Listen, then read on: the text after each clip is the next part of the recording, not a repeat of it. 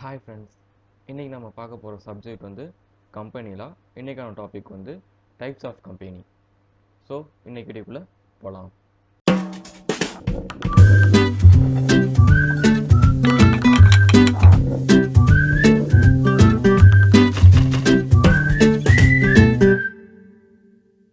Okay, இங்கே நம்ம கம்பெனியை ஒரு 4 பேசிஸில் வந்து பிரித்து வச்சுருக்கோம். இந்த 4 பேசிஸ் கீழே ஏகப்பட்ட கிளாசிஃபிகேஷன்ஸ் இருக்குது. எந்த பேசிக்ஸில் பிரிச்சிருக்கோம் அப்படின்னா, ஒரு மெம்பர்ஸோட லயபிலிட்டியை பேஸ் பண்ணி ஒரு 3 கம்பெனி தனியாக பிரிச்சுருக்கோம். அண்ட் அதே மெம்பர்ஸோட எண்ணிக்கையை பேஸ் பண்ணி ஒரு 3 கம்பெனி பிரிச்சுருக்கோம். அண்ட் அந்த கம்பெனியோட கண்ட்ரோலை பேஸ் பண்ணி ஒரு 2 கம்பெனி பிரிச்சுருக்கோம். அண்ட் அதர் கம்பெனிஸ் எல்லாம் ஒரு 4 கம்பெனிஸ் அதர் கம்பெனிஸாக இருக்குது. ஸோ இப்போ இதை ஒன் பை ஒன்னாக பார்க்கலாம். ஓகே, ஃபர்ஸ்ட் நம்ம பார்க்க போகிறது வந்து பேஸ்டு ஆன் த லயபிலிட்டி. இந்த லயபிலிட்டிங்கிறது என்ன அப்படின்னா, மெம்பர்ஸோட லயபிலிட்டி. மெம்பர்ஸ்னால் யாருன்னா, ஒரு கம்பெனி அவங்களுக்கு தேவையான கேபிட்டலை ரைஸ் பண்ணுறதுக்காக ஒரு ஷேர்ஸ் மூலமாகவோ டிபெஞ்சர்ஸ் மூலமாகவோ வந்து இஷ்யூ பண்ணுவாங்க. அந்த இஷ்யூவை வந்து சாதாரண பப்ளிக் வந்து வாங்கிக்குவாங்க. ஸோ அப்படி வாங்குறவங்க தான் மெம்பர்ஸ் அப்படின்னு சொல்லுவாங்க. இவங்களோட லயபிலிட்டி, இவங்களோட பொறுப்பு என்ன அப்படின்னா லிமிட்டட் லயபிலிட்டி தான். இதை நம்ம கேரக்டரிஸ்டிக்ஸ் ஆஃப் த கம்பெனிலேயே பார்த்தோம். கம்பெனியில் இருக்கிற மெம்பர்ஸோட லயபிலிட்டி வந்து லிமிட்டட் அப்படின்னு பார்த்தோம். அப்படி லிமிட்டட் லயபிலிட்டி வந்து 2 வகையில் இருக்குது. ஒன்று வந்து லிமிட்டட் பை ஷேர்ஸ், இன்னொன்று வந்து லிமிட்டட் பை கேரண்டி அப்படின்னு 2 வகையில் இருக்குது. அண்ட் தேர்டாக ஸ்பெஷலாக இருக்கிறது என்ன அப்படின்னா அன்லிமிட்டெட் கம்பெனி. இதெல்லாம் என்னங்கிறத இப்போ ஒன் பை ஒன்னாக பார்க்க போகிறோம். So first, a company limited by shares. இந்த கம்பெனிஸ் ஆக்ட் 2013ல செக்ஷன் 2 சப்செக்ஷன் 22ல வந்து கம்பெனி இந்த மெம்பர்ஸோட லயபிலிட்டி வந்து லிமிட்டட் அப்படின்னா என்னங்கிறத சொல்லியிருக்காங்க. அதுபடி a company limited by shares is a registered company having the liability of its member limited to the amount. அதாவது என்ன சொல்கிறாங்க அப்படின்னா, செக்ஷன் 2 சப்செக்ஷன் 22 படி கம்பெனியோட மெம்பரோட பொறுப்பு எவ்வளவு அப்படின்னா அவங்க செலுத்தப்படாத தொகை தான் அப்படின்னு, அது வரைக்கும் தான் அவங்களுக்கு வந்து லிமிட்டடாக இருக்கும். அந்த அவங்க லைபிலிட்டி வந்து லிமிட்டட் அப்படின்னு சொல்கிறாங்க. If any unpaid shares respectively held by them, if his shares are fully paid, he has to nothing more to pay. Suppose அந்த மெம்பர் வந்து எல்லா காசையும் எல்லா ஷேர்ஸோட அமௌண்ட்டும் கொடுத்துட்டாங்க அப்படின்னா அவங்க அதுக்கு மேலே பணம் கொடுக்கணுன்ற அவசியம் இல்லை. ஸோ நம்ம கேரக்டரிஸ்டிக்ஸில் வீடியோலேயே நம்ம ஒரு எக்ஸாம்பிள் சொல்லியிருப்போம். மிஸ்டர் எக்ஸுங்கிற ஒருத்தர் 100 ரூபா மதிப்பில் ஷேர்ஸ் வச்சுருக்காரு. இந்த ஷேரில் அப்ளிகேஷன் மணியாக 30 ரூபா வாங்கிட்டாங்க. 30 ரூபா கேட்டிருக்காங்க, அவர் கொடுத்துட்டாரு. அண்ட் அலாட்மெண்ட் மணியாக 50 ரூபா, ஃபர்ஸ்ட் கார்டில் ஒரு 10 ரூபா, இப்போ பேலன்ஸ் வந்து ஃபைனல் கார்டில் ஒரு 10 ரூபா, ஆக மொத்தம் அவர் 100 ரூபா கட்டிட்டார் அப்படின்னா கம்பெனி வைண்டிங் அப் ஆகும்போதோ இல்லை நிறுவனம் கலைப்புக்குள்ளாகும் போதோ இவர் வந்து அந்த நிறுவனத்துக்கு காசு கொடுக்கணுமா கேட்டால் தேவையில்லை. இதே இது வேறு சுச்சுவேஷனில் அப்ளிகேஷன் மணி கொடுத்தாச்சு, அலாட்மெண்ட் மணியும் கொடுத்தாச்சு, ஃபர்ஸ்ட் கால் கொடுத்தாச்சு, ஃபைனல் கால் இந்த 10 ரூபா மட்டும் கொடுக்கல அப்படின்னா கம்பெனி வைண்டிங் அப் ஆகும்போதோ இல்லை கம்பெனிக்கு பண நெருக்கடி வரும்போதோ கம்பெனி கேட்டால் அந்த 10 ரூபா மட்டும்தான் அவர் கொடுக்கணும், மேலே எந்த காசும் அவர் கொடுக்க வேண்டிய அவசியம் இல்லை. இதோட லைபிலிட்டி வந்து 10 ரூபா தான் இருக்கும். ஸோ இது வந்து லிமிட்டட் பை ஷேர்ஸ்னு அர்த்தம். நெக்ஸ்ட் வந்து லிமிட்டட் பை கேரண்டி. கேரண்டினா என்ன அர்த்தம் அப்படின்னா பொறுப்புறுதி. இங்கே லிமிட்டட் பை ஷேர்ஸ் அப்படின்னா இங்கே பணப்புழக்க வழக்கம் இருக்குது. ஸோ அங்கே லிமிட்டட் அந்த அவங்க செலுத்தப்படாத பங்கு மட்டும்தான் லைபிலிட்டி அப்படின்னு பேசணும். இது வந்து கேரண்டிங் வந்து எதுக்கு செட் ஆகும் அப்படின்னா நான் ப்ராஃபிட் ஆர்கனைசேஷனுக்கு தான் செட் ஆகும். இன்கேஸ் அங்கே கம்பெனி வைண்டிங் அப் ஆகும்போது அதில் இருக்க மெம்பர்ஸ் வந்து தானாக முன் வந்து இவ்வளோ ரூபா நான் தாரேன் அப்படின்னு சொல்கிறத வந்து கேரண்டின்னு அர்த்தம். இதை வந்து செக்ஷன் 2 சப்செக்ஷன் 21ல டிஃபைன் பண்ணியிருக்காங்க. லிமிட்டட் பை ஷேர்ஸ் அப்படின்னா அன்பெய்ட் ஷேர்ஸ் தான் மெம்பர்ஸுக்கு வந்து லயபிலிட்டி. லிமிட்டட் பை கேரண்டி அப்படின்னா அவங்க தானாக முன் வந்து சொல்கிற அமௌண்ட் தான் வந்து liability. ஓகே, இதில் என்ன சொல்கிறாங்க அப்படின்னா, a company limited by guarantee or a guarantee limited by guarantee or a guarantee company is a company having a liability of its member, அதே தான், respectively thereby undertake by memorandum of association of the company to contribute the assets of the company. அந்த தானா முன்வந்து company கலைப்புக்குள்ளாகும் போது தானா முன்வந்து கொடுப்பதாக உறுதி கொள்ளும் தொகையை பொறுப்புறுதி. எஸ். Next, unlimited company. இது எல்லாத்துக்குமே தெரியும். கம்பெனியோட கேரக்டரிஸ்டிக்ஸே லிமிடெட் கம்பெனி தான். அன்லிமிட்டெட் கம்பெனி ஆரம்பித்தாங்க அப்படின்னா அதில் இருக்க மெம்பர்ஸ் எல்லாமே வைண்டிங் அப் ஆகும்போதோ, பண நெருக்கடி வரும்போதோ, இல்லை நொடிப்பு நிலை அடையும் போதோ, இன்சால்வென்சி ஆகும்போதோ அதில் இருக்க மெம்பர்ஸும் அதுக்கான கடனை கட்ட வேண்டிய கட்டாயத்துக்கு உட்கொள்ளப்படுவாங்க. பொதுவாக சோல் ப்ராப்பர்ட்டர்ஷிப், பார்ட்னர்ஷிப் எல்லாமே வந்து அன்லிமிட்டட் லயபிலிட்டியில் தான் இருக்கும். சப்போஸ் அவங்களால அவங்க அசட்ஸ் கலைப்புக்குள்ளாகும் போதோ, இல்லை அவங்க நொடிப்பு நிலை அடையும் போதோ, அவங்க பிஸ்னஸ் அசட்ஸை விற்றா கூட அவ்வளோ பணம் வரல அப்படின்னா அவங்க பேங்க் அக்கௌண்ட்லேருந்து எடுத்து தான் கொடுக்கணும். பட் கம்பெனிக்கு அப்படி அந்த ஃபியூச்சர்ஸ் இல்லை. அது வந்து லிமிடெட் பை ஷேர்ஸோ கேரண்டியோ தான் வரும்.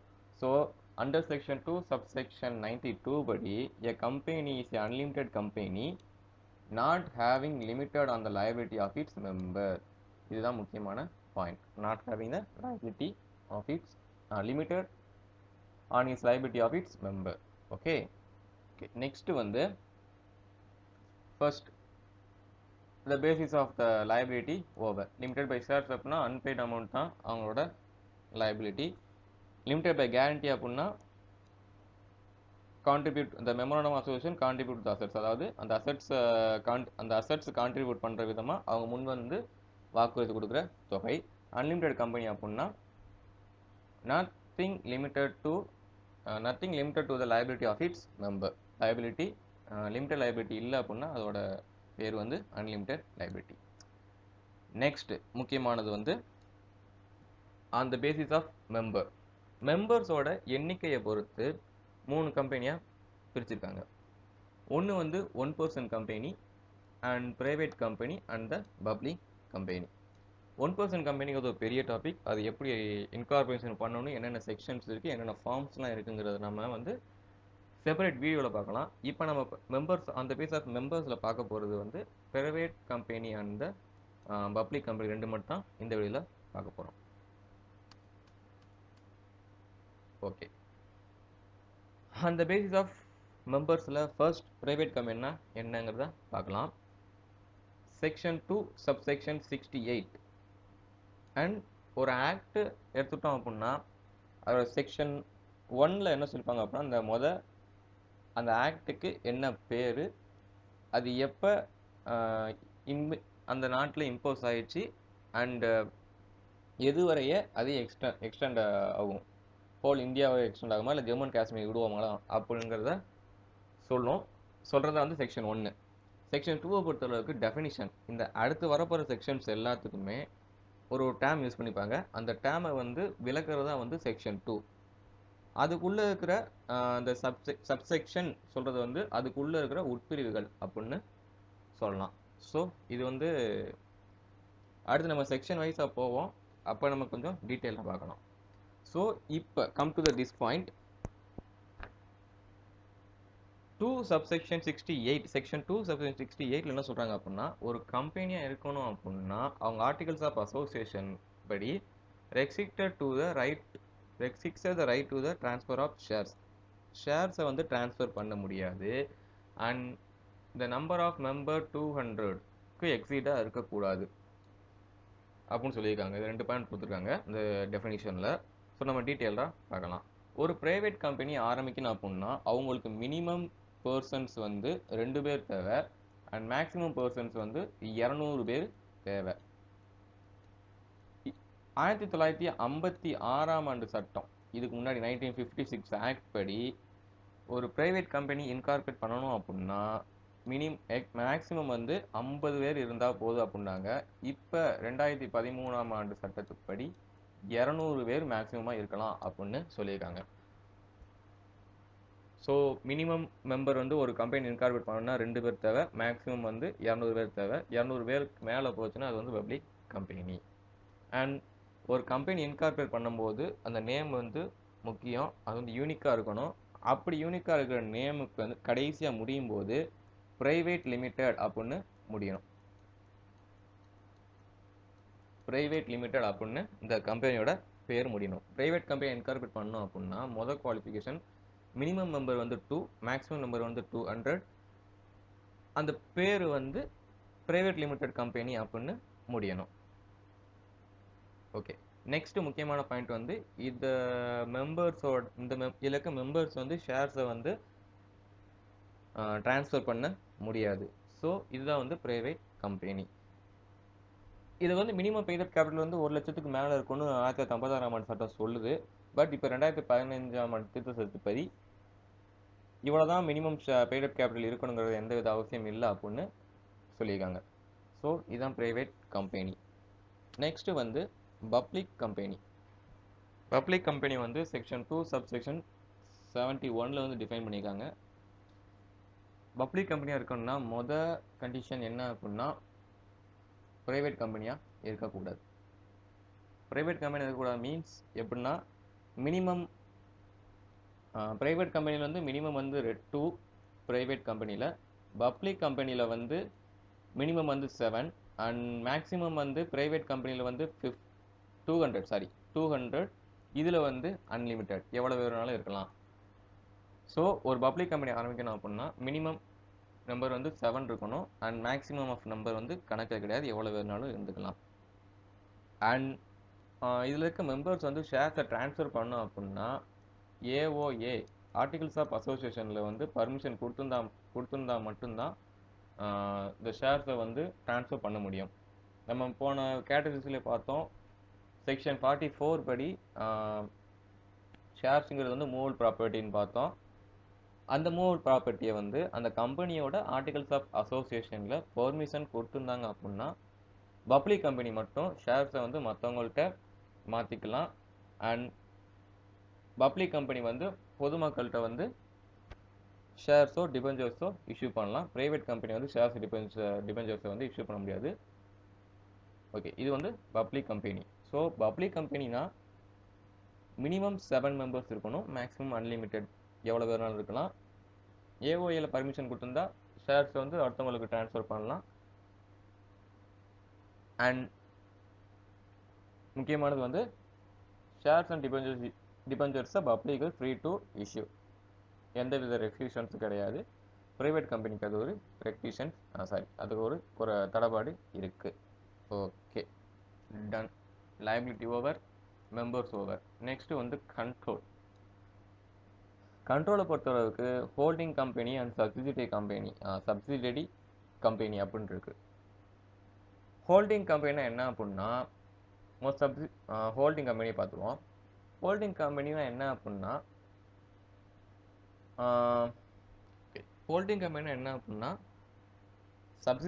சப்சிடரி கம்பெனியை கண்ட்ரோல் பண்ணுற கம்பெனி தான் வந்து ஹோல்டிங் கம்பெனி அப்படின்னு சொல்லுவாங்க. பொதுவாக ஹோல்டிங் கம்பெனி வந்து அந்த சப்சிடரி கம்பெனியை ஒரு பார்ட் ஆஃப் த பிரான்ச்சாக வச்சுருந்துருப்பாங்க. ஸோ அதான் வந்து ஹோல்டிங் கம்பெனின்னு சொல்லுவாங்க.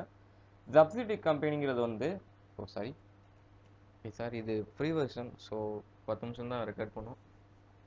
Okay, holding company subsidiary company section 2 subsection 87 இதை டிஃபைன் பண்ணியிருக்குது. ஹோல்டிங் கம்பெனி என்ன அப்படின்னா சப்சிடரி கம்பெனியை கண்ட்ரோல் பண்ணுறத வந்து ஹோல்டிங் கம்பெனி. சப்சிடரி கம்பெனினா என்ன அப்படின்னா அவங்ககிட்ட இருக்கிற போர்ட் ஆஃப் டைரக்டர்ஸோடு டைரக்டர்ஸில் சப்சிடரி கம்பெனியோட டைரக்டர்ஸ் அதிகமாக இருந்தாங்கன்னா அது சப்சிடரி கம்பெனியாக இருக்கும். சப்சிடரி கம்பெனி என்ன அப்படின்னா அந்த ஹோல்டிங்க்கு கீழே இயங்குற கம்பெனி தான் வந்து சப்சிடரி கம்பெனி அர்த்தம். இது எப்போ சப்சிடரி கம்பெனி ஆகும் அப்படின்னா செக்ஷன் 2 சப்செக்ஷன் 87 படி அந்த நிறுவனத்தோட இயக்குனர் அவை வந்து ஹோல்டிங் கம்பெனி வந்து கட்டுப்பாட்டில் வச்சுருந்தா வரும். அப்படி இல்லை அப்படின்னா நிறுவனத்தில் பெய்டப் கேபிட்டலில் தானே சொந்தமாக ஒன்று அல்லது அதற்கு மேற்பட்ட அந்த துணை நிறுவனம் சப்சிடரி கம்பெனியை உள்ளே இணைச்சிக்கிட்டாலோ இல்லை அப்படின்னா கட்டுப்பாடு கொண்டு வந்தாலோ இல்லை அப்படின்னா அந்த 51% of the paid up share கேபிட்டலை வந்து ஹோல்டிங் வேற ஏதாவது கம்பெனி வந்து வாங்கியிருந்தாலோ வரும். ஹோல்டிங் கம்பெனி சப்சிடரி கம்பெனி எப்படின்னா, இப்போ ஒரு ஏன்னு ஒரு லிமிடெட் கம்பெனி இருக்குது, பி ஒரு லிமிடெட் கம்பெனி இருக்குது, சின்னு ஒரு லிமிடெட் கம்பெனி இருக்குது. ஏ லிமிடெட் கம்பெனி இப்போ ஏ லிமிடெட் கம்பெனி வந்து பெரிய கம்பெனியாக இருக்குது, பி லிமிடெட் கம்பெனி வந்து கொஞ்சம் பரவாயில்ல ஸ்மால் கம்பெனி, ஸ்மால் கம்பெனியாக இருக்குது. ஓகே, ரெண்டுமே ஸ்மால் கம்பெனியாக இருக்குது. இப்போ இந்த ரெண்டு கம்பெனியோட போர்ட் ஆஃப் டைரக்டர்ஸை ஏ கம்பெனி வந்து கண்ட்ரோல் பண்ணுச்சு அப்படின்னா பியும் சியும் வந்து சப்சிடரி கம்பெனி, ஏ வந்து ஹோல்டிங் கம்பெனி. இன்னொரு விஷயம் பார்த்தோம் அப்படின்னா, எந்த கம்பெனி மற்ற கம்பெனியை கண்ட்ரோல் கீழே கொண்டு வருதோ அதுதான் வந்து ஹோல்டிங் கம்பெனி. அப்படி கட்டுப்பாட்டு கீழே வர்ற கம்பெனி வந்து சப்சிடரி கம்பெனின்னு அர்த்தம். இன்னொன்று வந்து மூணாவது வந்து பிங்கிற கம்பெனியோட பெய்ட் அப் ஷேர் கேபிட்டலில் 51% வந்து வேற கம்பெனி வச்சிருந்தா, அது அந்த ஏ கம்பெனி வச்சிருந்தா பி வந்து சப்சிடரி கம்பெனி, ஏ வந்து சப்சிடரி கம்பெனி. அதே மாதிரி சியோட பெய்ட் அப் ஷேர் கேபிட்டலில் 51% வச்சிருந்தா அப்படின்னா ஏ ஹோல்டிங் கம்பெனி, சி வந்து சப்சிடரி கம்பெனி. ஸோ ஹோல்டிங் கம்பெனிங்கிறது வந்து சப்சிடரி கம்பெனியை ஒரு பிரான்ச் மாதிரி தான் ட்ரீட் பண்ணும். ஸோ இதான் செக்ஷன் 2 சப்செக்ஷன் 87 சொல்லியிருக்காங்க. நீங்கள் கொஞ்சம் வாஸ்து பார்த்தீங்கன்னா கொஞ்சம் புரியும். ஓகே,